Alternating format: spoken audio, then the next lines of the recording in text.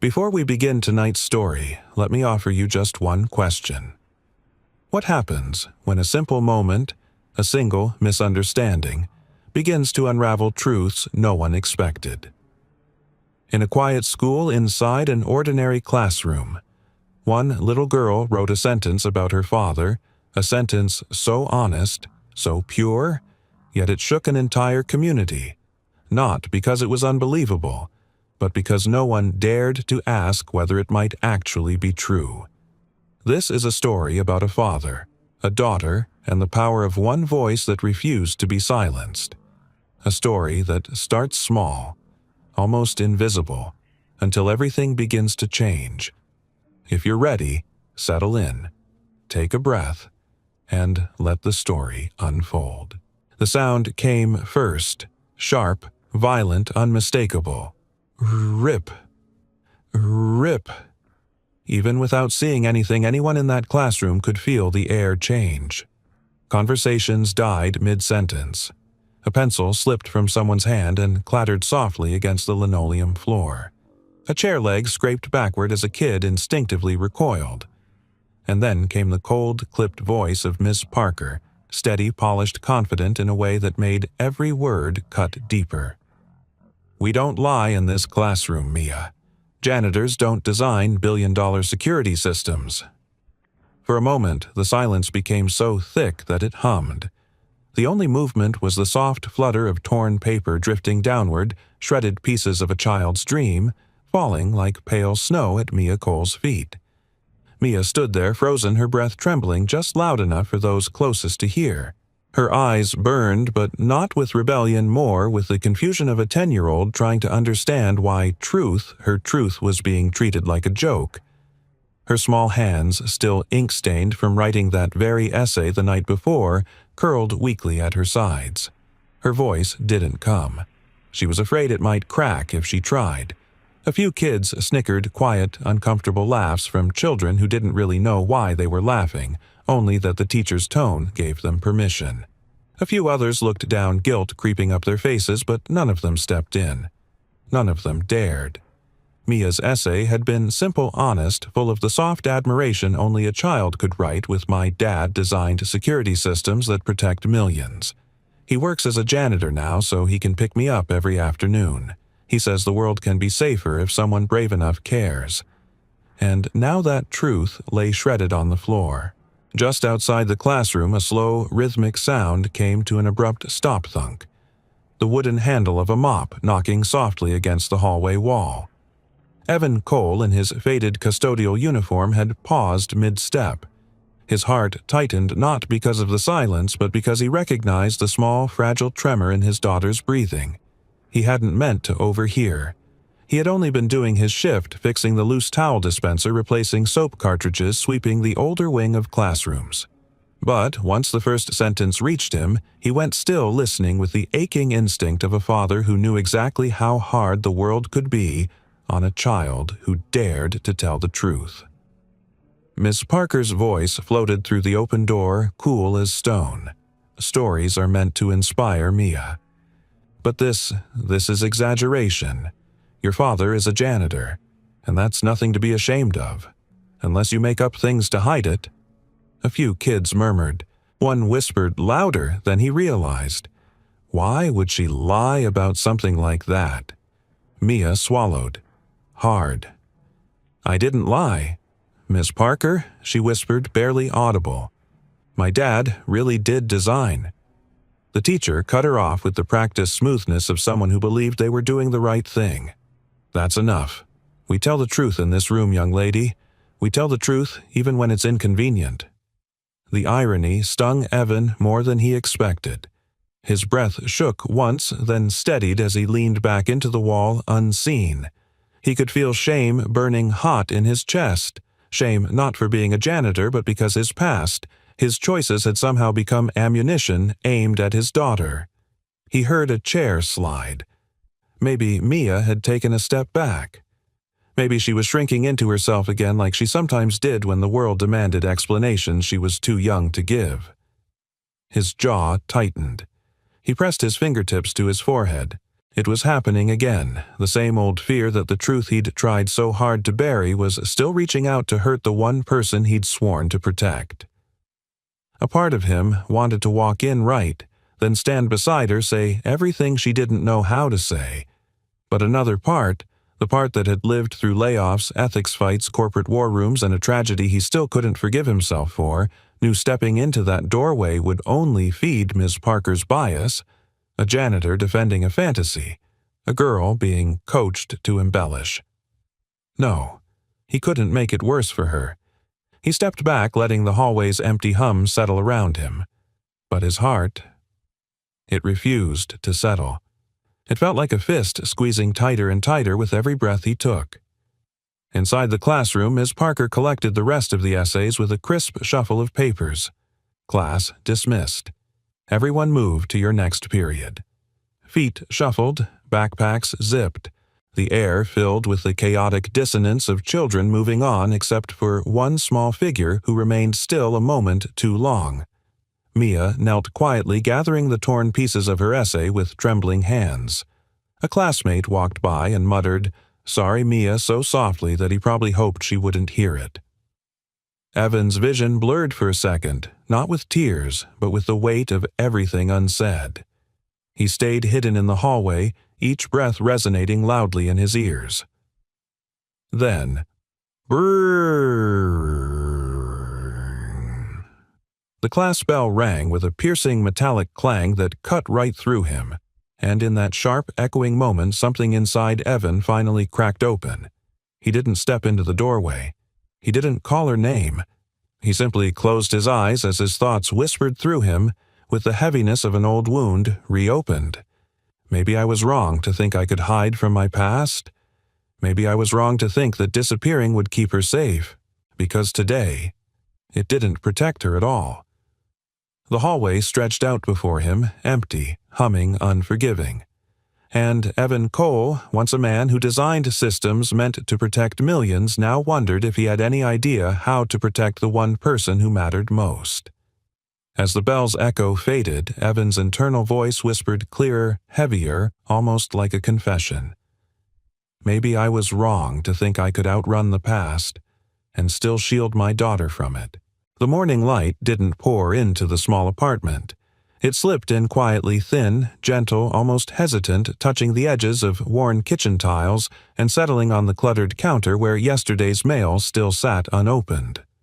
The apartment was old, yes, but lived in, softened by years of shared routines and quiet resilience. Before the sun could fully claim the room, another sound filled the space, soft, steady, comforting. Whisk, whisk, whisk. Eggs beating inside a scratched metal bowl, followed by the faint hiss of a skillet warming on the stove. This was the sound Mia woke to every day, the sound of home. Evan cracked the eggs with the ease of a man who had made this breakfast hundreds of times, not out of habit, but out of devotion. The radio on the counter hummed faintly, its speaker slightly blown, giving the morning news a low, grainy buzz. Somewhere beneath all that, the kettle began its slow build toward a whistle. Behind him, Mia sat at the small wooden table, her backpack leaning against her legs, her hair still messy from sleep. In front of her lay the familiar blue notebook, the one she guarded like treasure. She ran her fingers along the creased edges, tracing the dents and marks from years of use. Inside, pages were filled with interconnected lines, nodes, arrows, annotations written in both careful adult handwriting and the eager scrawl of a child learning to think like an engineer. This notebook wasn't just paper and ink. It was a world. A shared world. The Dream City, as the two of them called it. A city where nobody got left behind. Evan slid a plate toward her, the skillet still whispering heat. "Scrambled or folded?" he asked. "Scrambled," she murmured, flipping open the blue cover. He watched her for a moment, his hands resting lightly on the counter. She looked small, but full of light. Even after yesterday, even after Miss Parker. He inhaled slowly, the faint scent of toasted bread filling his chest. She shouldn't have had to defend me, he thought. She shouldn't have to carry pieces of my past she barely understands. But then her pencil started tapping, light, rhythmic, excited. "Dad," she said, "I think I finally figured out the blind corner you told me about. The one at the hospital entrances." He turned, eyebrows lifting in surprise. "Oh yeah, let's see." Mia spun the notebook around. On the page was a cluster of lines, crooked, imperfect, but brimming with imagination. Her voice quickened as she explained, "If people crowd all at once, the scanners can't register every ID badge. You said it could glitch because the angle's wrong here." She tapped a corner she'd circled 3 times. "So I made the checkpoint curve instead of staying straight." Evan's chest tightened, not with pain, but with something warm, almost aching. "Yeah," he whispered, "that's actually smart. Really smart." Her face lit up soft and bright like dawn taking its first breath. And for a moment, everything felt simple. But the past had a way of slipping back in even through the faint crackle of the old radio. A memory surfaced without warning, a boardroom made of glass. A dozen executives stiff in their chairs. Alexandra Hayes at the head of the table, her sharp voice cutting through the tension. "You're asking us to delay release by 6 months for a hypothetical risk." Evan answering too truthfully, for a risk that affects the weakest users first, the ones who can't afford a mistake. He remembered the silence afterward, the tight jaws, the glances, and the unspoken message. Idealism doesn't sell products. Another memory flashed, a hospital hallway flooded with noise and confusion after a data breach. He had stood helplessly at the nurse's station hearing his wife's medical information had been leaked online. A leak through a system he had built. A flaw he had warned about. Guilt had buried him for years.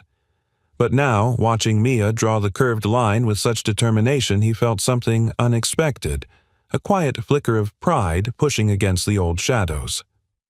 "Dad," she said, pulling him out of the memory. Can I write about this in my essay? About what you used to do?" He hesitated. His hand hovered over the kettle before finally turning off the heat. Her eyes lifted to him so open, so trusting it made his throat tighten. "You sure you want to?" he asked softly. "It's your assignment. You can write about anything. Your favorite book, your favorite day." "But I want to write about you," she said simply. "About how you protect people, and how you always say the weakest deserve safety first."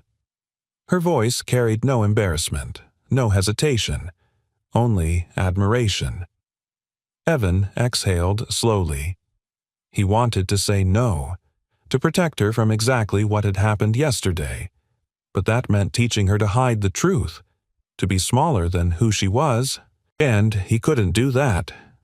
So he forced a small smile. "Okay, kiddo," he said. "Write what's true. I'll deal with the rest." Mia grinned, zipped up her backpack, and carefully slipped the blue notebook inside like she was placing a crown into a velvet case. She ran to the door shoes, scuffing lightly on the floor. "Come on, Dad. We're going to be late." Evan grabbed his jacket, sliding the worn badge holder into his pocket out of habit. The faded Hayes Dynamics logo glinted faintly through the plastic. He paused, thumb brushing the corner of the badge. A symbol of a life he had left behind. A symbol Mia believed in more than he did. If they don't believe her, if they laugh again. His heart squeezed. But when Mia turned back to look at him with those bright, trusting eyes, he found himself standing straighter. "You ready?" he asked. "Ready," she nodded. She pulled the door open. A breeze slipped inside, carrying the faint smell of morning rain and old apartment hallways. As she stepped out, Evan murmured under his breath, too soft for her to hear. "What if they don't believe you this time, kiddo? And what if I can't protect you?" But he followed her anyway, the weight of his past resting quietly in his pocket. As Mia skipped down the stairs, clutching the blue notebook like a shield, Evan hesitated at the landing, squeezing the old Hayes badge until the plastic creaked. He had promised to handle the rest. But what if the truth was the one thing he could no longer outrun? The school morning began the way most did, buzzing hallways, lockers slamming shut, sneakers squeaking against polished floors, but for Mia, everything sounded sharper. Louder, almost as if the world was leaning in waiting to see what she would do after yesterday. Inside room 12B, the chatter rose and fell like waves chairs, scraping notebooks, flipping the soft thud of backpacks hitting the ground. Someone tested a mechanical pencil, clicking it over and over until another kid hissed at them to stop. The overhead speaker crackled to life with its usual morning announcement, Principal Sanchez's voice warm but slightly distorted. "Good morning, Eagles. Tech and Future Day is coming up next Friday. Stay tuned. This year's guest is someone very special from Hayes Dynamics." A ripple went through the class. Hayes Dynamics was a big name, even to 10-year-olds. But Mia sat quietly at her desk, hands folded over her blue notebook like she was protecting a fragile secret. She could feel the weight of yesterday lingering in the air, the way some students kept glancing at her just long enough for her to notice, but not long enough to look guilty. Ms. Parker entered with her usual brisk steps, heels tapping rhythmically on the tile. Tap, tap, tap. A sound that always made Mia sit a little straighter. "Good morning, class," the teacher said, her voice bright but controlled. "Please take out your drafts for your personal essays." Papers rustled, zippers opened. A few kids whispered to each other before going silent when Ms. Parker shot them a look. She moved through the aisles, offering warm praise to some students. "Oh, wonderful job. Tyler, your father's work with Senator Reed sounds fascinating. And Olivia, your essay about your mom managing 3 restaurants is impressive." But when she stopped near a boy whose mother worked as a waitress, her tone shifted barely, but enough. "That's nice," she said, then quickly turned away as if there wasn't much more worth discussing. Mia noticed it. Not because she wanted to, but because once you saw the pattern, it was impossible to unsee. Her own heart flickered with uncertainty. If the truth wasn't enough yesterday, what made today any different? Still, she straightened in her seat.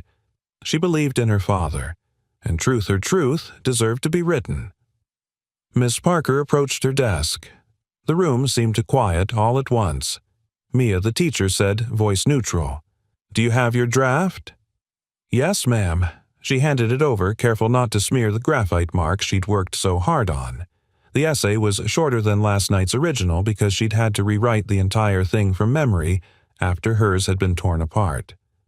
But she had written it again anyway. Not out of defiance, but out of loyalty and hope. Ms. Parker flipped through the pages with practiced efficiency. Mia watched her eyes tighten just a fraction when she reached the section about her father designing early prototypes for the Hayes Shield security system. A whisper drifted from behind her. "She's doing it again." She'll hear you." The teacher's tone shifted, cooling at the edges. "Mia, we've discussed this." Mia swallowed. "It's the truth." A few kids stiffened. A few looked away. One boy, Jamal, who had once been wrongly accused by Ms. Parker of cheating on a math test, even though he hadn't sat up straighter as if he sensed what was coming. Before Ms. Parker could respond, the classroom door opened and another teacher poked her head in. "Parker, quick reminder, career and tech prep meeting in the office right after class." "Yes, thank you," she replied, then closed the door again. The interruption didn't soften her expression. She took a slow breath, the kind adults take when they're convinced they're about to correct a child for their own good. "Mia," she said gently, but with that same patronizing undertone, "dreams are wonderful. But exaggeration doesn't help you. You must learn to separate admiration from reality." Every word felt like a rubber band snapping against skin. Mia's pulse thudded in her ears. "I didn't exaggerate," she whispered. "My dad really worked."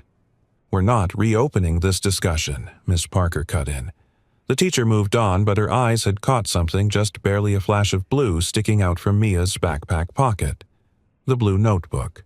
The notebook that held the sketches her father had taught her to draw. The notebook that held truths more real than any praise Miss Parker had given this morning.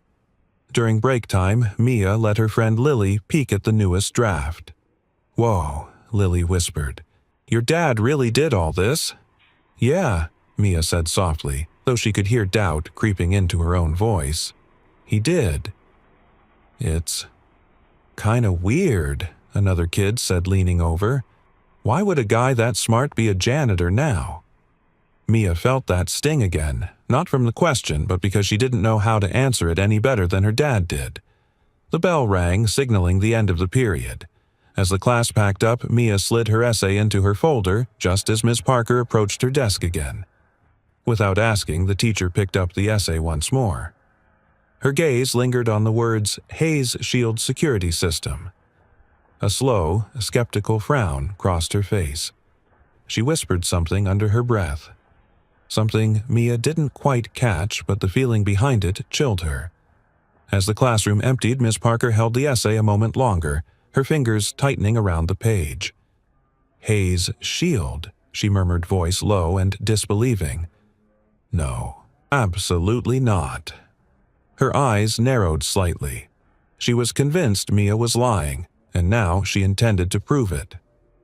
As the last student left the room, Miss Parker stood over Mia's desk, gripping the essay, her gaze locked on those two words in bold pencil, Hayes Shield Security System.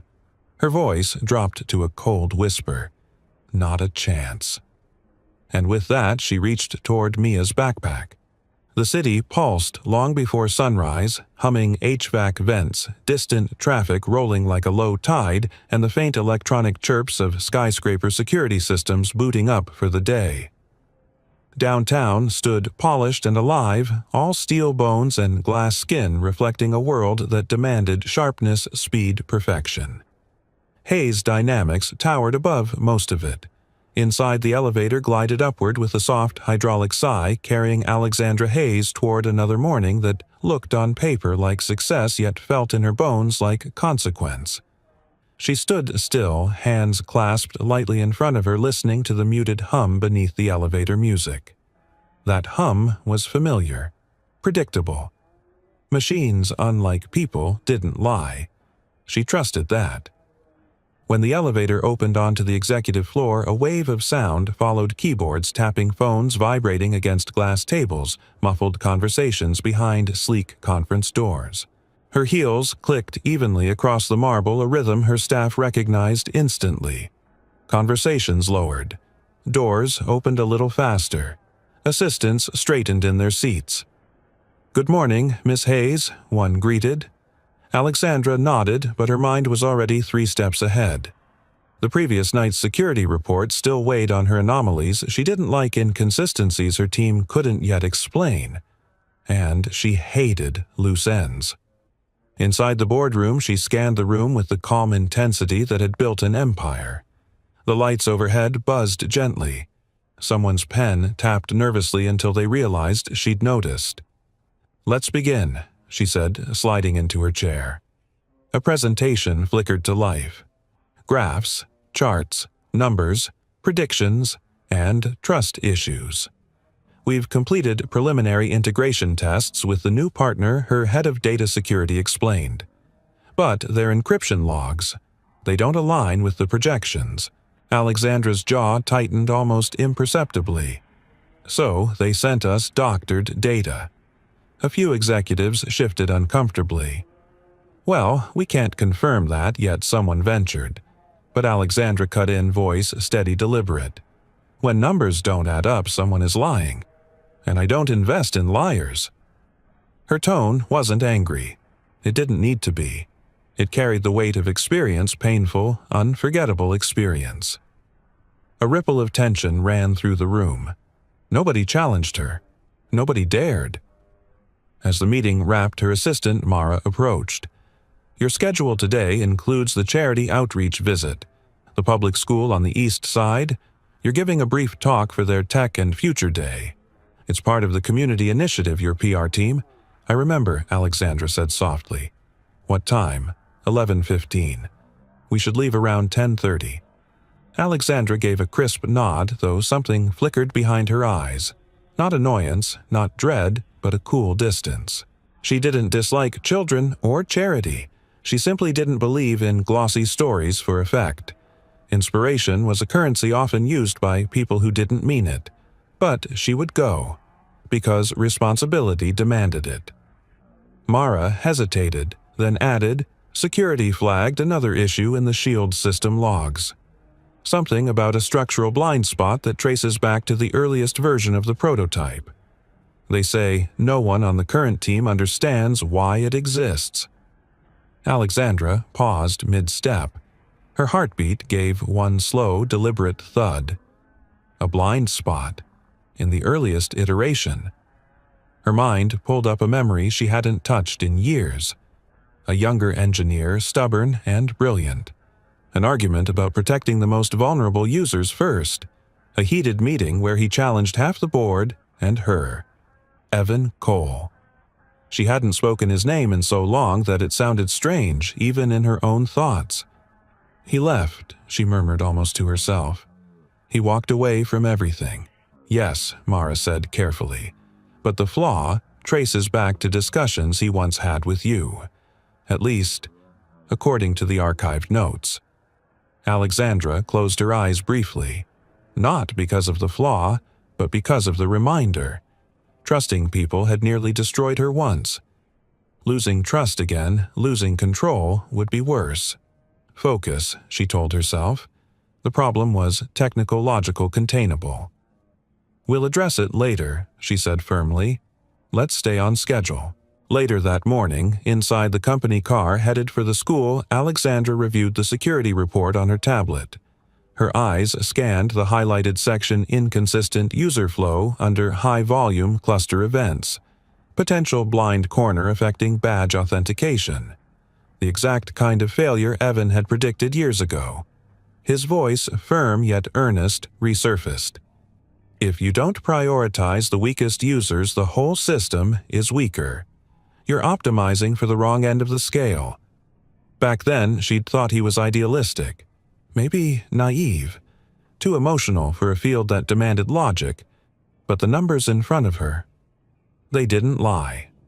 She closed the file.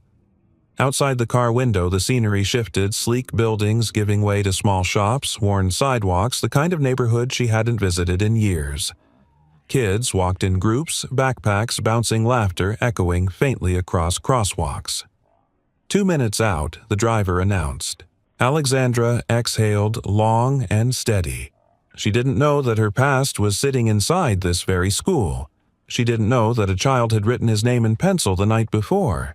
She didn't know that her entire afternoon would tilt on something as small as a blue notebook. But something inside her tightened as they pulled in a quiet signal from a gut that rarely misled her. When she stepped out, the school entrance buzzed with noise footsteps, chatter a PA announcement that crackled overhead. A staff member approached quickly, breathy with excitement. "Ms. Hayes, thank you for coming. Everyone's so thrilled." Alexandra smiled politely, but her mind was already tuning into the sounds around her students. Laughing sneakers, squeaking the deep echo of a basketball bouncing somewhere in the gym. And beneath all that, a tug she couldn't name. A whisper from a past she thought she'd locked in a boardroom drawer long ago. She followed the staff member into the building. Each tap of her heels echoed off the hallway like a countdown. Then, as she turned toward room 12B, something in her chest clicked sharply like recognition arriving before reason. This is where it begins, she realized. This is where everything tangled will start to unravel. As she stepped through the classroom doorway, Alexandra paused mid-breath, her eyes catching on a flash of blue in a child's hands. A notebook, old, worn, filled with diagrams she hadn't seen in a decade. And for the first time in years, Alexandra Hayes felt her pulse skip. The classroom buzzed with the cheerful, chaotic noise of career and tech day voices overlapping chairs, shifting a dozen eager hands waving each time a parent finished speaking. The air felt alive with curiosity and the faint scent of cafeteria muffins drifting in from the hallway. Parents from every corner of the community had come, a delivery driver explaining logistics, a server from a neighborhood restaurant talking about teamwork, an office manager sharing stories about spreadsheets and stubborn printers. Most of them were nervous. A few were proud. All of them were honest. and then the room shifted. It didn't happen loudly. It happened the way the air changes before a storm, the quiet intake of breath, the stillness spreading from desk to desk, the almost reverent hush that rippled across the room when the classroom door opened. Alexandra Hayes stepped inside. Her heels clicked softly on the floor, but the weight of her presence filled the space long before she spoke. Students leaned forward. A few whispered her name. Someone gasped. Even Miss Parker straightened her posture, smoothing her blouse with the quick, nervous gesture of someone eager to impress. "Class," Miss Parker announced with practiced sweetness, "we are honored to welcome Ms. Alexandra Hayes, CEO of Hayes Dynamics."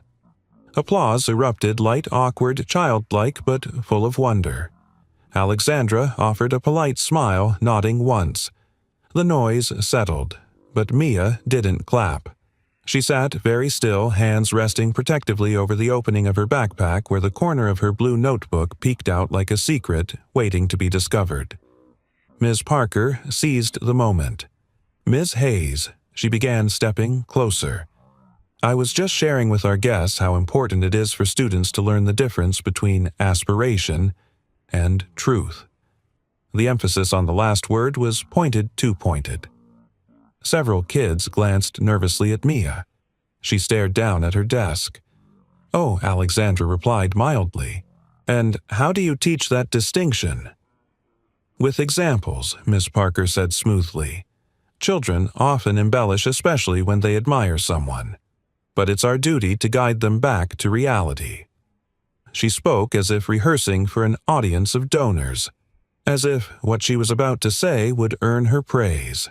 "For instance," she continued, "one of our students, sweet girl, lovely student, recently wrote something imaginative about her father. A janitor claiming he designed high-level security systems. A few parents shifted uncomfortably. A few students stared at the floor. Mia felt her cheeks burn. Alexandra didn't blink, but her attention sharpened. "Oh," she asked quietly. "Which student?" Mia Cole Ms. Parker answered, gesturing toward her. "She's clearly bright, but sometimes bright children blur the line between admiration and fact." The room felt suddenly tighter. Mia instinctively pulled her backpack closer to her chest, but Miss Parker was already moving. "Let me show you," she said lightly, as if she were doing something harmless. She tugged open the backpack without asking and pulled out the blue notebook. Mia gasped softly, fingers trembling. "Oh dear, Miss Parker," said, feigning surprise. "This is full of diagrams. Little drawings she made claiming they're her father's designs."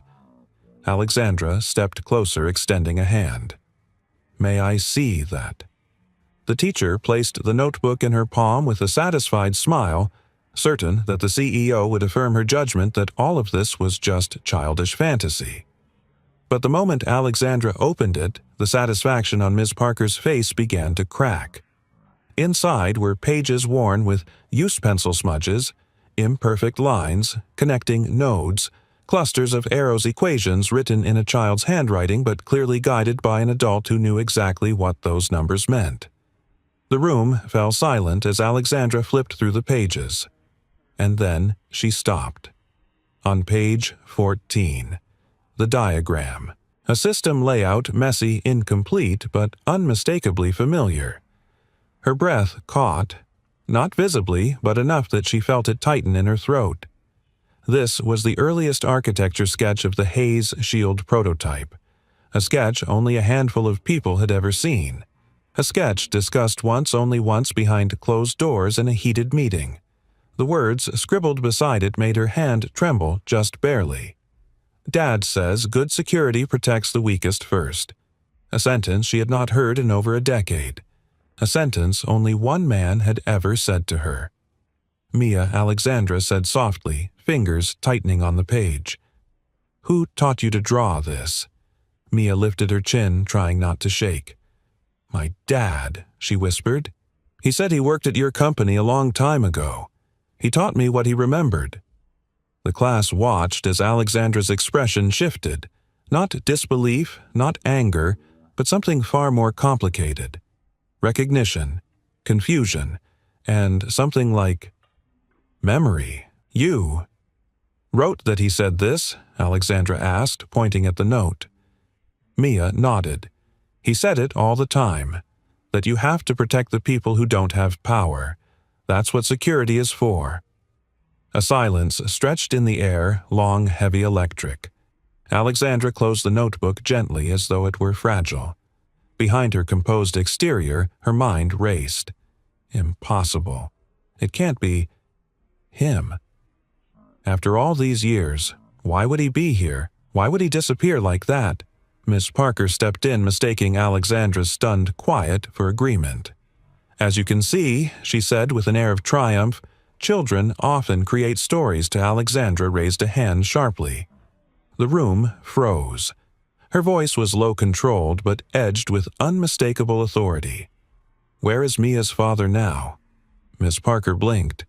He works here, as a janitor. I assume he's somewhere on the premises. The words struck Alexandra harder than she expected. The air around her seemed to shift. She turned back to Mia, voice shifting from cool precision to something raw. Mia, what's your father's name? The little girl swallowed. Evan, she whispered. Evan Cole. The name landed like a stone dropped into a deep well. Echoing, sinking, unavoidable. Alexandra closed her eyes for a single heartbeat, the weight of a forgotten past pressing into her ribs. When she opened them again, her voice was barely a breath. It can't be him. But every instinct she had, every memory told her it was. The hum of an old fluorescent light buzzed softly above Evan's head as he tightened a loose screw on the flickering ceiling fixture. The hallway was mostly empty except for the distant clang of locker doors and the faint chatter drifting from classrooms. He could feel the building settling around him in quiet, familiar rhythms, the groan of the old pipes behind the wall, the soft drip of a leaky faucet he was planning to fix next. He lived in these sounds. They were simple, predictable. A far cry from the alarms and alerts that once rang through high-tech control rooms. He stepped down from the ladder landing with a soft thud. The scent of industrial cleaner lingered faintly in the air, sharp, sterile grounding. He took a moment to steady himself before picking up his mop and bucket and moving toward the restroom where the sink had been dripping since last week. He didn't go near Mia's classroom during important hours. He never wanted to be the shadow in the doorway, the reminder to his daughter that her father didn't belong among the briefcases, the suits, the fancy careers other parents carried like badges of honor. If staying unseen protects her, then that's where I belong, he told himself. But even as he thought it, a knot tightened in his chest. He was starting to wonder if hiding actually protected anything at all. He crouched by the sink, tightening the valve beneath the basin. The drip slowed, then stopped. For a few quiet seconds, the only sound was his breath and the soft echo of water settling in the pipes. Then a memory crept in, uninvited, unsoftened. A glass-walled conference room. The cold hum of servers behind the wall. The glow of a massive touchscreen filled with security diagnostics. Evan, we need market readiness, not philosophical debates, an executive had snapped. Your concerns slow us down, another argued. You're overreacting. And Alexandra Hayes, brilliant, relentless, standing at the head of the room, eyes sharp as cut steel. You're prioritizing scenarios that hurt our rollout, she'd said. You're assuming the worst because you're afraid something will go wrong. He had looked at her then, direct, tense, stubborn. I'm assuming the worst because I've seen the worst, he whispered back.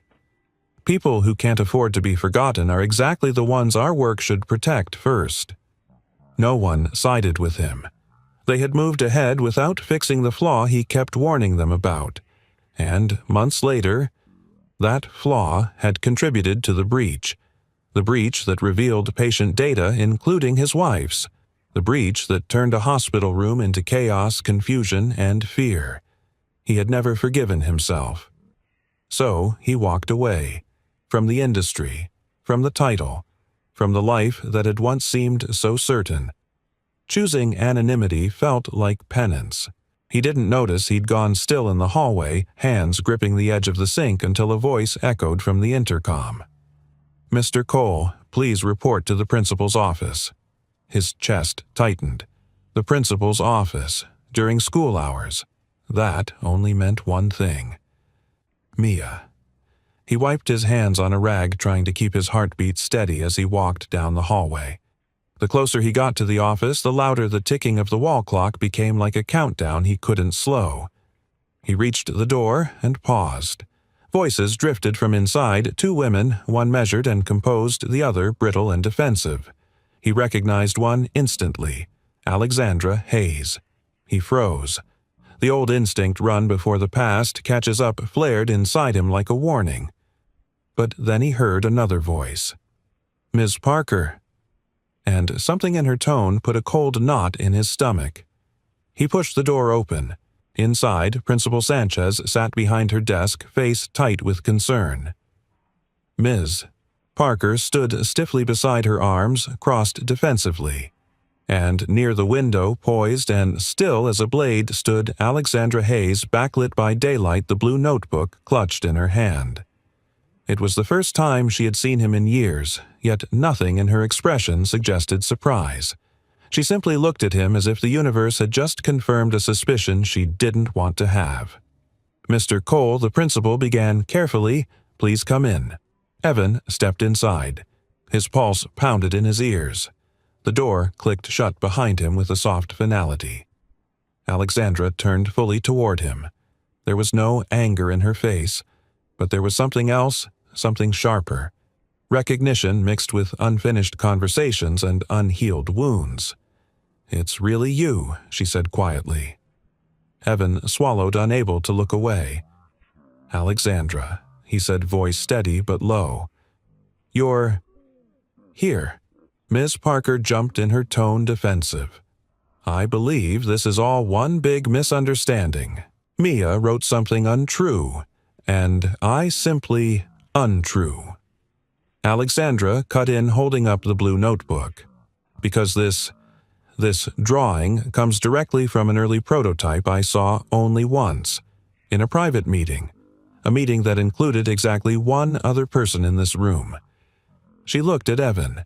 His eyes dropped to the notebook in her hand, Mia's handwriting mixed with his old sketches, echoes of a life he'd tried to bury. Principal Sanchez cleared her throat gently. "Mr. Cole, perhaps you can help us understand." He felt his breath catch. His past, his daughter, his choices, everything colliding in one suffocating moment. Before he could speak, he heard it, the soft shuffle of sneakers outside the office door. A small shadow lingered beneath the frosted glass window. Mia. She had followed him, and she had heard Alexandra say his name, his real name, his old name, one he never used in front of her. Who was Dad? Really? The question wasn't spoken aloud, but he felt it, like a weight pressed into his ribs. Alexandra exhaled slowly. "Evan, we need to talk." Her words hung in the air like a drawn breath, tentative, unavoidable, on the edge of something neither of them had prepared for. Outside the door, Mia's soft gasp broke the silence. She had heard everything. Evan turned sharply, eyes wide, just as her shadow slipped away from the glass. He whispered more to himself than anyone. She wasn't supposed to find out like this. The office felt too small for the four people inside it, as if the walls had quietly inched closer when the truth entered the room. A slow, rhythmic ticking came from the clock above the door, each second landing with the weight of something that couldn't be undone. Evan stood just inside, hands still damp from fixing a sink minutes earlier. Alexandra stood across the room, the blue notebook held against her side like a fragile artifact. She was perfectly composed on the outside, but the tension in her jaw, the steady control of her breath betrayed something far more turbulent. Principal Sanchez folded her hands on the desk, sensing the storm brewing between them. "Let's take this one step at a time," she said gently. But Miss Parker spoke first. With all due respect, she began, voice stiff. "I only acted in the best interest of the class." We cannot encourage what Evan asked quietly. There was no anger in his voice, only a tired kind of pain. Falsehoods, Miss Parker replied. Mia was making exaggerated claims and by tearing up her work, Evan's tone sharpened, but he didn't raise his voice. She wrote the truth. Miss Parker exhaled sharply, crossing her arms. She idolizes you. Children confuse admiration with fact all the time. Before Evan could respond, Alexandra stepped forward, placing the notebook on the desk. Her voice sliced through the air, calm but edged with steel. What Mia wrote wasn't a fantasy. Miss Parker blinked. I beg your pardon.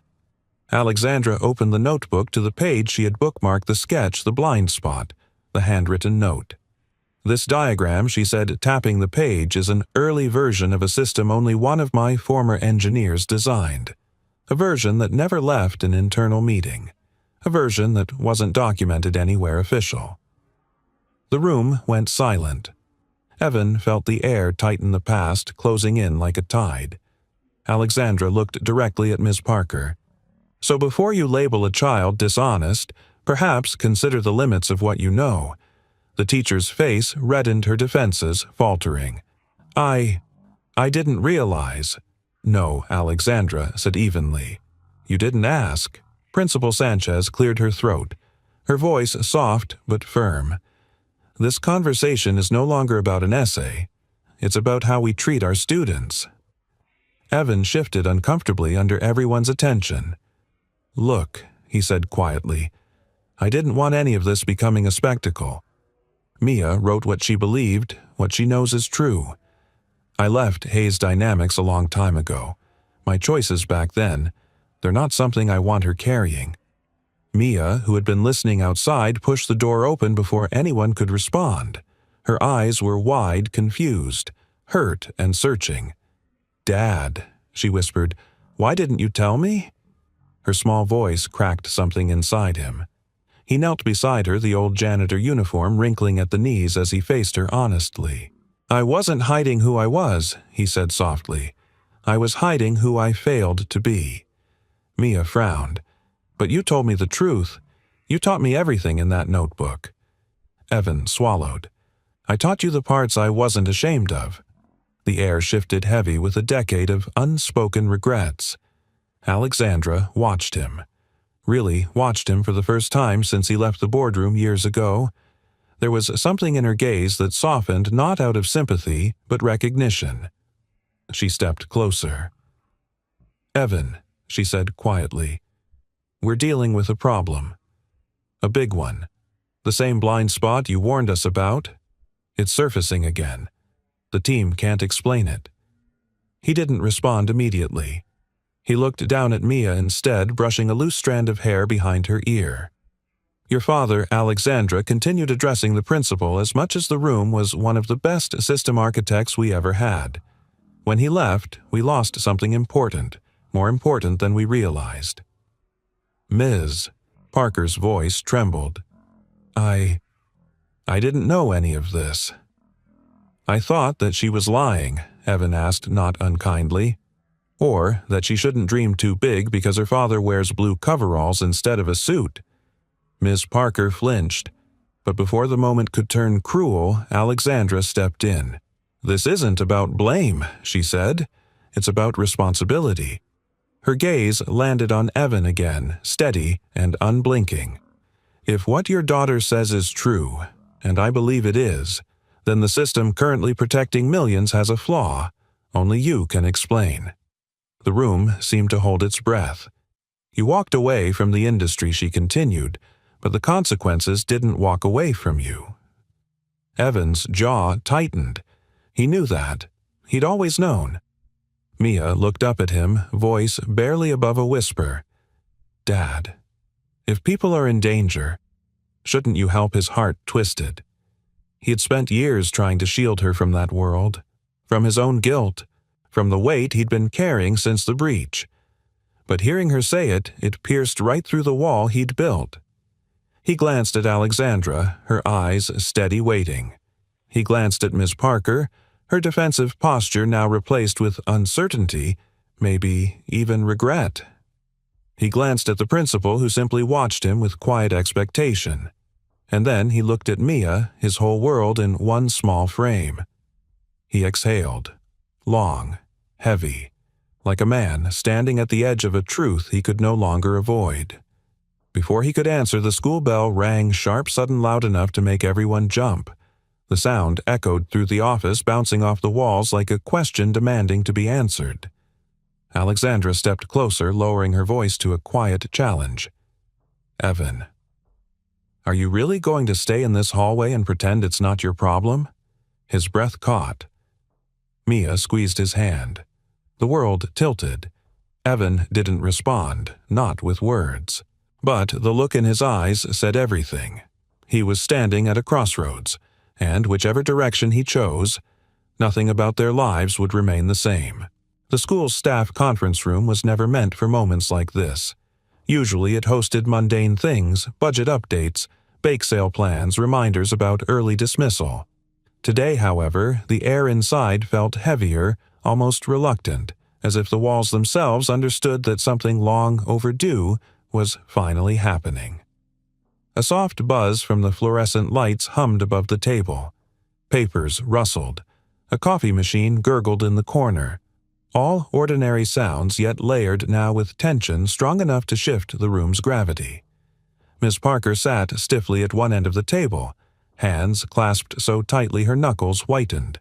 Her shoulders were straight, but her chin trembled with an effort to appear composed. Principal Sanchez sat beside her, quiet but alert, trying to maintain neutrality. Across from them, Alexandra Hayes and Evan Cole took their seats. It was the first time Alexandra had sat in a school meeting like this. No glass walls, no tailor-made boardroom chairs, no assistants taking notes. Just the sharp tick-tick-tick of the cheaper wall clock and the unfiltered honesty pressing toward the surface. Alexandra folded her hands, posture straight but calm. "Let's talk about what happened," she said softly.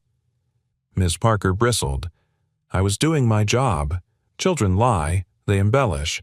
I was teaching her a valuable lesson." Evan exhaled slowly. He didn't raise his voice. What lesson was that? That her truth is disposable, that her experiences only matter if they match your expectations. Ms. Parker flinched. "That's not fair." "No," Alexandra said, leaning slightly forward. "What's not fair is the position you put that child in." Her voice was quiet, clear, precise. She wasn't attacking, she was exposing. Miss Parker turned defensive again. "I've been teaching for over 20 years. I know when kids exaggerate. It's my job to prepare them for the real world." "By humiliating them?" Alexandra asked. The teacher looked wounded but proud. "I've always held my students to high standards." Alexandra's expression softened, not forgiving, not approving, but seeing. "I understand standards," she said. "I built a company on them. I know what it means to be strict, to demand excellence, to expect more from people than they do from themselves." Her voice dipped, carrying something deeper, an echo of betrayal of too many broken promises. But there's a difference between challenging someone and robbing them of their voice. Miss Parker swallowed hard but didn't look away. Principal Sanchez gently stepped in.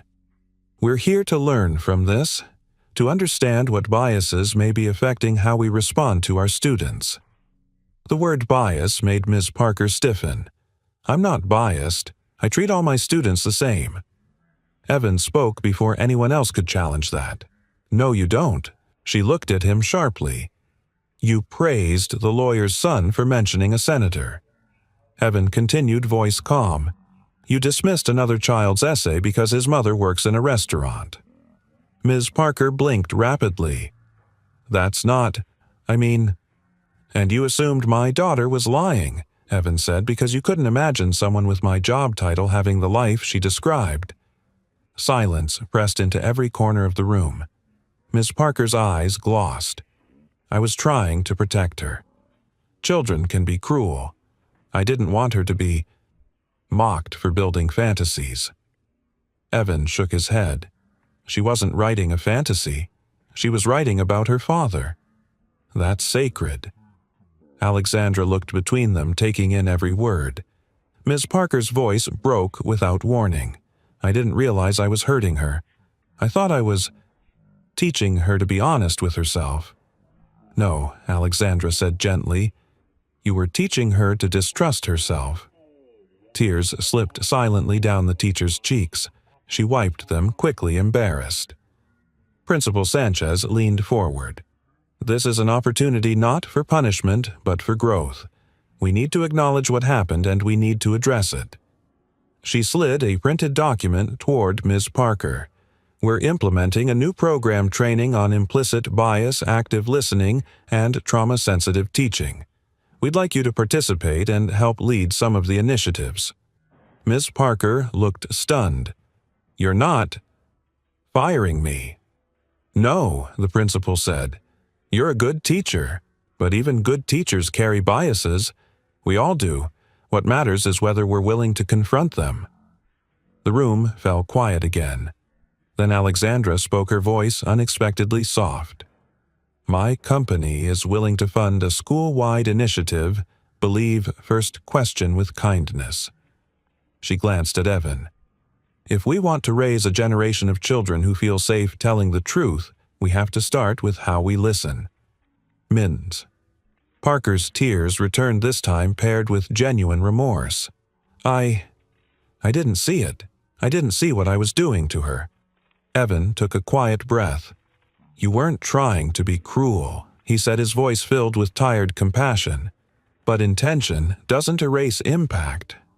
Ms. Parker nodded slowly, shame settling into her voice. I want to apologize to Mia. Properly, publicly. You will, the principal assured her. For a moment, no one spoke, and yet the silence wasn't suffocating. It felt like the first deep breath after holding one too long. Finally, Ms. Parker whispered, I thought I was teaching truth, but I wasn't even seeing mine. Her voice trembled. I didn't know why that line in her essay bothered me so much. But now I do. I've dismissed kids before when I didn't think their stories fit what I believed about their families. She wiped at her eyes. I didn't realize how much harm that caused. Alexandra nodded, unexpectedly gentle. Growth looks like that. It starts with discomfort. Evan stared down at the table, then said quietly, Mia will forgive you. She forgives people easily, sometimes too easily. And you, Ms. Parker, whispered. He hesitated, then exhaled. I'm working on it, he said, one step at a time. There was no accusation in his tone, just truth, simple human truth, the kind that settled quietly in the heart. As the meeting ended, Miss Parker lingered in the empty classroom. She knelt beside Mia's desk, reached into the trash bin, and pulled out one torn scrap of paper she had thrown away. She smoothed it gently with trembling fingers. On it, in Mia's handwriting, was one sentence. Dad says we protect the weakest first. Miss Parker pressed a hand to her mouth as her tears fell freely. The auditorium thrummed with an energy the school hadn't felt in years. Folding chairs clinked as volunteers arranged the last few rows. Microphones crackled softly as the sound crew tested them, tap tap, adjusting the volume until the room filled with a warm, steady hum. The air carried that unmistakable scent of school assemblies, paper programs, floor polish, and the faint sweetness of cafeteria cookies meant for the reception afterward. Except today wasn't about cookies. Today was about truth. Parents filtered in, talking with low curiosity. Students whispered excitedly, tugging at sleeves and pointing at the stage where a podium had been set up beside the school's banner. A few reporters from the local paper sat near the front adjusting their cameras. They'd been alerted to the assembly's unexpected significance. No one knew exactly what was coming, but they felt it. Backstage, Mia held Evan's hand so tightly he could feel each tiny tremor. She wore her best dress, not fancy, but special soft fabric, pale blue, matching the shade of her notebook. She kept glancing out at the audience, then back up at her father as if checking he was still there. You okay? Evan asked softly. She nodded, but her breath wavered. "I'm scared," she whispered. "So am I." She blinked up at him in surprise, but he added gently, "Being scared means we're doing something that matters." Her fingers tightened around his. On stage, Principal Sanchez stepped up to the microphone. "Good afternoon, everyone. Thank you for joining us on short notice." Her voice was calm, steady, carrying both professionalism and an unspoken apology for the school's recent failings. "We're here today because something important happened. Something that challenged us as educators, as parents, as a community." The room grew still. It would have been easy, she continued, to minimize it, to brush it aside. But we choose transparency, and we choose growth. She stepped back. Then Alexandra Hayes walked onto the stage. The room drew a collective breath. Even without a spotlight, her presence commanded attention. She didn't look like a billionaire today, not polished, not distant, just a woman confronting a part of her past in a place she never expected to find it. "Thank you for having me," she began, her voice resonating through the auditorium. "I'm here because of a story written by a child who refused to let the truth be erased." She paused, eyes briefly sweeping the crowd before settling on a small figure backstage. "Mia," she said softly, "your courage brought us all here." Mia's hand flew instinctively to her chest. Evan squeezed her shoulder gently. Alexandra continued. "When I was growing up, my family didn't have much, and there were people who didn't believe in me. People who couldn't imagine someone like me building a company, designing technology, or being trusted with anything important." She took a breath. "I know how it feels when someone dismisses your truth." A hush rippled across the audience, teachers, shifting parents nodding quietly, children listening with uncommon stillness. "But I'm also here to talk about someone else. Someone who changed the way I think about security, about responsibility, and about protecting people." She turned toward Evan, who stepped onto the stage with Mia beside him. "This," Alexandra said, "is the man whose work has protected millions of users, work the world never saw because he chose to walk away when he believed the cost of staying was too great." Murmurs echoed across the room.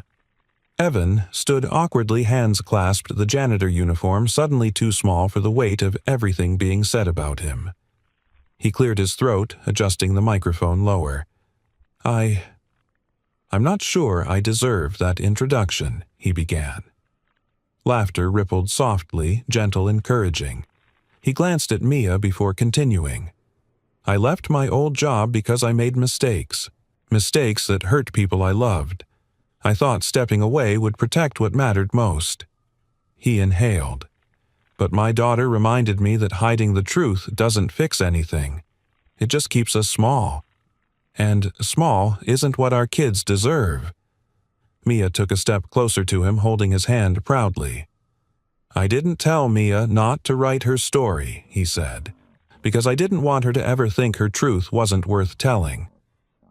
A wave of applause rolled through the auditorium, genuine, warm, the kind that wraps around a person like a soft coat. Then it was Ms. Parker's turn. She walked out slowly, as if each step cost her a measure of courage. Her eyes were red, but steady. She stopped at the microphone, breathing deeply before speaking. "I owe this community an apology," she said, voice trembling despite her effort to control it. "I thought I was teaching honesty, but I was only teaching my own limitations. I judged a child based on her father's job title, and that is a mistake I will never make again." The crowd held its breath. "I'm sorry, Mia," she said, turning to the girl with sincerity that radiated through the room. "And I promise you and all my students that I'm learning to see better, to listen better, to believe first." Tears glimmered in Mia's eyes. Another quiet wave of applause rose, some parents nodding deeply, others wiping their cheeks. Moments like this were rare, raw, human. Principal Sanchez returned. "As part of our commitment to growth, this school will be participating in new programs focused on bias awareness, empathy, and listening. And thanks to Hayes Dynamics, we're launching a new initiative centered on student storytelling and community trust." Mia squeezed Evan's hand hard enough to make him wince. Then Alexandra leaned toward the mic once more. "Before we close, I want to say one last thing," she said, her eyes drifting toward Evan. "No system is perfect. No person is perfect, but integrity means doing the hard thing even when it costs you." Evan Cole walked away from everything because he refused to compromise the safety of the weakest users. And today, he reminded us that truth, especially a child's truth, must never be dismissed. The crowd erupted into a full standing ovation. Mia started crying first, then Evan, then, quietly, Miss Parker. And from backstage a cluster of kids whispered, "That's Mia's dad. He's amazing." She was telling the truth. Evan knelt down to Mia's height. "You okay, kiddo?" he whispered. She nodded through tears. "You're not just my dad," she said softly. "You're you." Something inside him finally loosened. The guilt, the shame, the weight of 10 years of silence. He picked her up just for a moment and held her while the applause washed over them. As the crowd began to settle, Alexandra stepped close to Evan, speaking quietly, so only he could hear Hayes. "Dynamics needs someone who understands people the way you do. I don't just want you back, Evan." She hesitated, breath-catching. "I want you to help me rebuild our system properly this time." Evan stared at her, the auditorium lights casting long shadows around them. And for the first time in years, he didn't know what to say. Spring came slowly to the east side of the city, soft breezes whisking past chain-link fences, the faint scent of cut grass rising from the schoolyard, and the gentle chorus of children laughing during recess. The school felt different now, lighter somehow, as if the walls themselves held a new kind of warmth. Inside her classroom, Miss Parker pinned a large poster above the whiteboard, smoothing the corners with the care of someone rebuilding something fragile. The poster read, "Believe first. Question with kindness." Below it, colorful drawings from students decorated the wall, family portraits, dreams for the future, small notes about someone they admired. This wasn't just decor, it was a declaration, a new foundation. Meanwhile, in the newly formed STEM club, excitement buzzed like electricity. The school had never had a club like this. They now had a modest but spirited innovation lab equipped with donated tablets, small coding kits, and gently used equipment Hayes Dynamics had pulled from its retired inventory. The space hums with curiosity, tiny motors whirring keyboards, clacking the delighted squeals of children discovering that they could make a robot move 3 inches to the left. In the center of it all was Mia, confident in a way she'd never been before. Her hair was tied up in a messy ponytail, her eyes alive with ideas. "Dad," she said, tugging at Evan's sleeve. "Watch this." She pressed a button on her small circuit board. A tiny LED blinked in a sequence, 3 short flashes, 2 long. Evan grinned. "That's your safety signal." "Yep." If something fails in the system, the light changes and it tells the other devices to switch to backup mode. She paused, cheeks warming slightly. "It's kind of like what you used to do." He tousled her hair gently. "You're doing better," he whispered.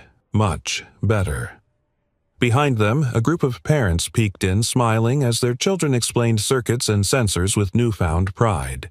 And somewhere among the excited chatter, Evan felt something loosen inside him. A weight, once unbearably heavy, was now beginning to melt. A week later, Evan found himself in a very different environment. The 27th floor of Hayes Dynamics. A conference room with glass walls and a view stretching all the way to the waterfront. The gentle hum of air conditioning mixed with the soft tapping of keyboards outside. The space felt both familiar and foreign, a place he once belonged, a place he never thought he'd return to. Alexandra entered with her usual quiet authority, a folder under her arm, and exhaustion behind her eyes that only someone who knew her well could see. "Coffee?" she asked, setting a cup beside him. "I remember you only drink it black," she added. He smiled softly. "You remember too much." "I forget nothing," she replied, sitting across from him. "That's the curse of my job." A brief silence settled, a silence filled not with tension but something delicate, cautious, and human. She slid a tablet toward him. There she said, "That's the blind spot. It's deeper than we thought. The system reroutes around it under normal loads so it never surfaces. But if someone targeted it, they could bypass the entire authentication gateway," Evan finished quietly. Alexandra nodded. "And our team still doesn't understand why the flaw exists." He studied the diagram memories flooding him late nights, sketching prototypes, arguing over ethics, drafting code meant to protect people, not profit. "It's because the system was built backward," he said finally. "It protects high-value users first." Alexandra looked at him, eyes darkening with realization. "You warned us," she murmured. "And you warned me," he countered gently, "that I was letting fear drive my work." He wasn't accusing. He was remembering. She inhaled. "We were both right, and both wrong." Something softened between them, then an invisible thread reconnecting after years of strain. They spent the next hour mapping solutions, debating approaches, challenging each other the way they used to. But this time, something was different. No egos, no corporate pressure looming overhead. Just two minds with the same goal. And beneath it all, something warmer, unspoken. That evening, Alexandra joined Evan and Mia at their apartment for dinner. The setting couldn't have been further from downtown's gleaming towers, old hardwood floors, mismatched plates, a tiny stove that squeaked when you opened it. But to Mia, it was the safest place in the world. Alexandra sat at the small kitchen table, absorbing the sensory details. She wasn't used to the soft pop of a pot simmering on the stove, the quiet hum of the refrigerator door, not sealing perfectly the warmth of a home built from love instead of luxury. Mia placed a plate in front of her. "Be careful," she warned earnestly. "Dad's meatloaf is either really good or really good." Alexandra smiled, a real smile this time, not the polished one meant for investors. "I'll take my chances." They ate, they talked, and for once Alexandra wasn't analyzing anything. She was simply present. After dinner, Mia pulled out the blue notebook. "Want to see our new blueprint?" she asked. Our Alexandra echoed. Mia nodded proudly. "Dad and I are designing a safer version of the school's visitor system." And he said, she glanced at Evan, cheeks rosy. He said, "Maybe you could help, since you know a lot about security and stuff." Alexandra blinked, caught off guard. "Me?" she asked softly. "Yeah," Mia said. "You're super smart. Dad says that even when he's annoyed." Evan nearly choked. Okay, hold on," Alexandra laughed, a bright warm sound that filled the tiny kitchen. "I'd be honored," she said. And just like that, something shifted. Not dramatically, not with fireworks, but with a steady warmth that felt like the first hint of spring after a long winter. As Alexandra put on her coat to leave, Mia whispered to Evan, "Dad, do you think people can be strong and kind at the same time?" He looked at Alexandra standing in the doorway, her posture firm, her eyes soft. "Yeah," he murmured. "I think some people can." "Do you trust her?" Mia asked. Another breath. "I'm learning to," he said. And in that small answer, an even bigger truth settled. They were all learning something new. As Alexandra stepped into the hallway, she turned back with a quiet expression, something between a question and a promise. "Evan," she said softly, "when you're ready. There's something I want to tell you." He froze. Her eyes held his for a long, delicate second. And then she left, leaving behind a silence thick with possibilities. The school hallway smelled faintly of lemon cleanser and warm dust, a scent that had drifted through those corridors for decades. But this morning it carried something softer beneath it, something hopeful. Children's footsteps thudded rhythmically from classroom to classroom, laughter echoing in the distance like the warm hum of life returning after a long winter. And woven through it all was the familiar sound of a janitor's mop gliding across the floor. Except today, that sound meant something different, Evan pushed the mop bucket gently, letting the steady swish of water against tile calm his breath. For years, that sound had been a reminder of everything he'd walked away from: his career, his dreams, his ambitions. It had been the rhythm of hiding. But today, as sunlight streamed through the hallway windows, the mop's soft glide felt like something else entirely. A beginning. Down the hall, colorful banners fluttered slightly as the ventilation system kicked on. Safe Futures Lab, inspired by Mia and Evan Cole, was printed proudly across a large banner. Below it, students buzzed with excitement, lining up for the grand opening of their new innovation lab. And in a glass case at the entrance of the lab sat the little blue notebook. Not as a trophy, not as a monument, but as a reminder of where courage begins. As Evan approached the lab, the hallway lit up with the warm glow of overhead lights, and he felt the years of guilt, fear, and self-doubt loosen their grip on his shoulders. "Dad, we're starting," Mia's voice called out. She barreled down the hallway, ponytail bouncing, excitement spilling from every breath. She was holding a pair of scissors decorated with ribbons, the ceremonial kind. "You're supposed to be up front," she said, tugging him toward the growing crowd. "I thought this was your moment," he teased. "It's ours," she countered, eyes bright. The truth of that sank deep into his chest. Inside the lab, Principal Sanchez adjusted the microphone as parents, teachers, and several Hayes Dynamics engineers gathered around. The room hummed with anticipation.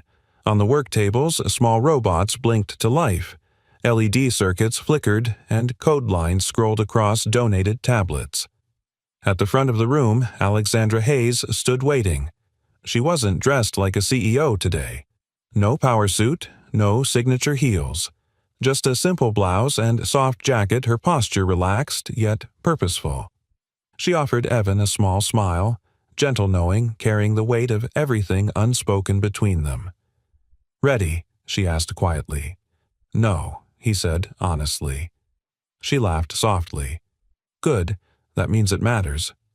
Principal Sanchez tapped the microphone. Feedback buzzed briefly, then settled. "Thank you all for joining us. Today is not just the opening of our new Safe Futures Lab.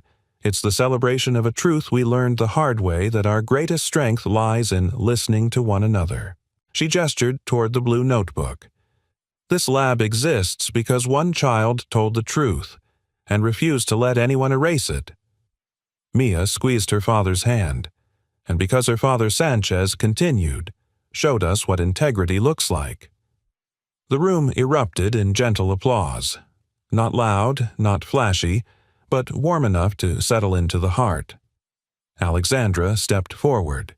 When this school asked for help improving their tech literacy, she began, "I expected to offer a simple sponsorship, some equipment, a workshop, maybe two." She shook her head softly. "But instead, I found something that changed everything. I found a blueprint, not for a system, but for a community." She glanced at Evan, her voice softening.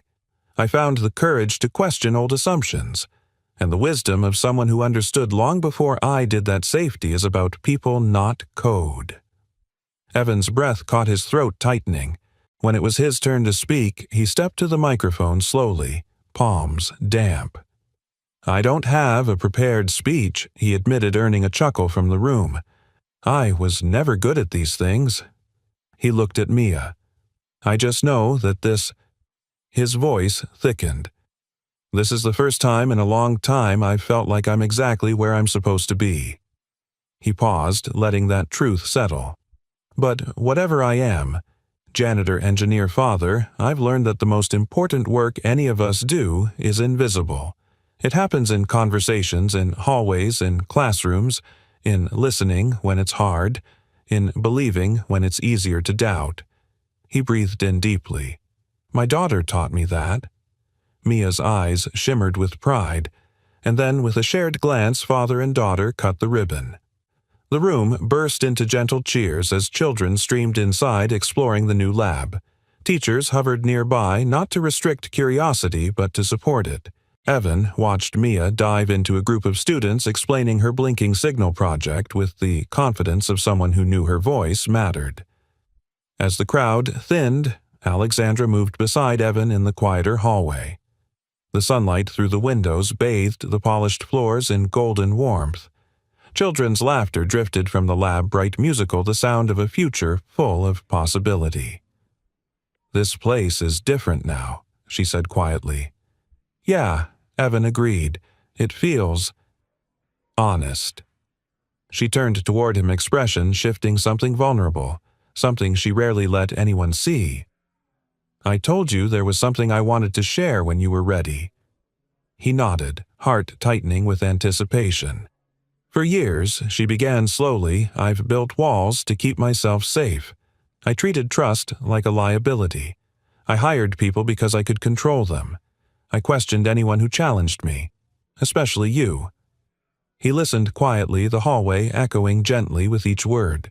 "But watching Mia stand up for your truth, watching you face what happened without bitterness."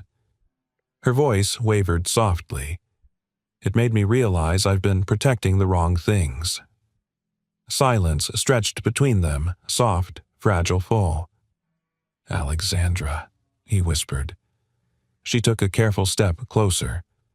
"I'm working on myself," she said. "Therapy, slowing down, trying to see people the way you always did." He felt something warm unfold inside him. "And if you ever feel ready," she added, "I'd like to build something new. Not just code, not just systems." She paused, "but something human." The confession hung in the warm hallway air like a tender bridge built from both sides. Evan felt the weight of his past ease. Not erased, never erased, but integrated into a life that finally allowed room for hope. He didn't give her an answer right away. Instead, he looked toward the lab where Mia's laughter echoed full and bright like the sound of a future he never thought he'd be allowed to dream. "We fix what other people throw away," he murmured.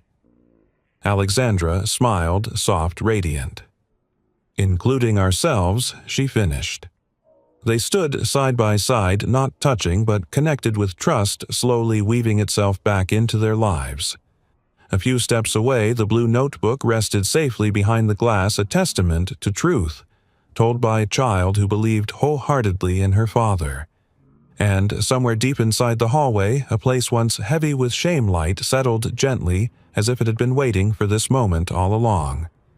The world is full of blueprints, systems, plans, designs, but the ones that matter most are built in quiet hallways by people who choose truth over fear, kindness over pride, and courage over silence. And sometimes, if we're lucky, those blueprints lead us home. Sometimes the most beautiful blueprints in life aren't drawn on paper. They're shaped quietly through the way we treat one another, through how we listen, how we choose kindness, and how we protect the ones who need it most. Evan, Mia, and even Alexandra remind us that healing doesn't always look like a dramatic moment. Sometimes it's a small truth spoken bravely. Sometimes it's saying, "I'm sorry." Sometimes it's finally believing that we are worthy of second chances. If this story touched you, if it reminded you of your own journey or of someone who once believed in you when no one else did, I invite you to share your thoughts, feelings, or stories in the comments. Has something like this ever happened in your school, your home, or your community?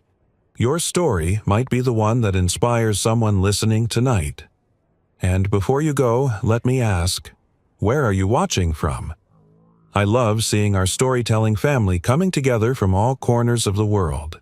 If you enjoyed this story and want more heartwarming tales of healing, love, and hope, please remember to like, subscribe, and turn on the notification bell so you never miss the next story. Thank you truly for spending your time here. Thank you for listening, for feeling, and for being part of this journey with us. Until the next story. Take care of your heart, believe in second chances, and never underestimate the quiet power of kindness.